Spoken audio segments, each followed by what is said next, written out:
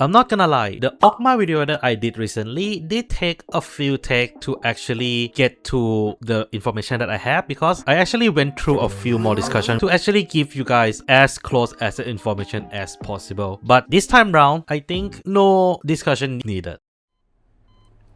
Why? Because Shiranui brand new stride is strong, not as strong as some of the other stride that he has, but definitely strong enough to possibly bring him back into the meta.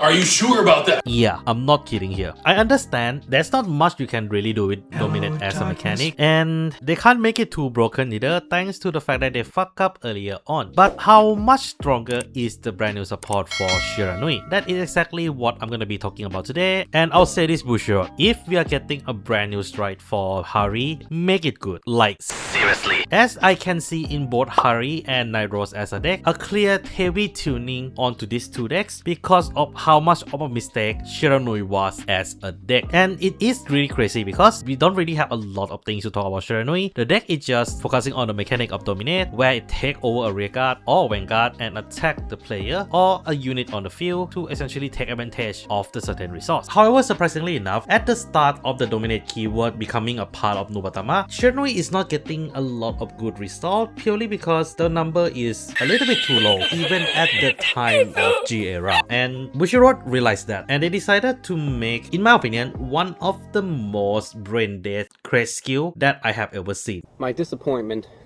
is immeasurable. Yes, crash skill does negate the dominated unit skill, but if you're considering the possible utility with the skill negation in itself, it's not a demerit. But they decided to take it and bring it to beyond with Shiranui support, because it is safe to say he has some of, if not the best quality support anyone can have as a deck. For one, the deck is stealth, so that means that the stealth engine technically works with the deck, and that's why they actually make a new rules about the stride decks. And the stealth unit that is pertain to Shiranui specifically are also quite strong, two of which are restanders, one of which is currently a limited card. And last but not least, the deck generates so much resource thanks to Mukuro and the fact that Chunri is also a thing. So this means that it also helps you to get a lot of draws over the time, and the fact that you don't really have to overly commit your board to actually generate your attacks also means that you save on a lot of hand size. And even with all that, Bushiroad decided to give, among all the PR orders that the stride deck gets, one of the strongest to Shiranui. What? Yes, calling back one stealth doesn't mean much, but the fact that you are capable of summoning back one restander is huge. And I haven't even talked about the fact that because the deck is grade 4, you can run Esperaria with it, turning him into essentially not only a discard fodder, but also an alternate restander unit in case you cannot pull the other two cards. This is part of the reason why Shiranui has dominated the meta for one whole year, and it takes Bushiroad 3 ban lists, one of which is a rule enforcement, to actually rein in Shiranui into where we have seen him today. And him in the current meta is still a very good deck to play, but it does take time to ramp up. But the moment you ramp it up, the deck can more or less stay alive for a really long time. And that is how strong Shiranui as a deck really is. And because of that, they can't really go too far with designing a brand new stride for Shiranui, because if we decided to follow the exact same skill that we see in the GRA as well, some of the skill definitely will break, like Rene and the original Legend Lord, for example. Which is why they actually decided to rework on one of the most iconic Nubatama stride, Enma Stealth Rogue Mujin Lord. Yes, the same Mujin Lord that would be broken if he got his original skill, as this unit skill is act once per turn, generation break 3, counter blast 1 and soul blast 1, discard one card from your hand. Choose a number of players rearguard up to the number of face-up card in your G zone with the same name as this unit, and they get power plus 5k until end of turn. Then choose one of your opponent rearguard, stand and dominate it, and it attack your opponent other unit, and until the end of that battle, that unit drive become 1 and perform the drive check, and at the end of that battle, retire that unit. Whew, that is a mouthful. And in my opinion, I did not expect Bushiroad to take a lazy way out. I'm gonna be blunt here, because Mujin Lord new skill is essentially if we take Bakun Tenbu skill and Mukuro skill, mix it together, nerf it by about 30%, give it another demerit, and that's Mujin Lord. I'm not saying it is bad, because let's be real here, Dominate as a mechanic in D format is really strong thanks to the stupid skill that they decided to give it to Oboro Crest, and additional power on other units on the field is especially strong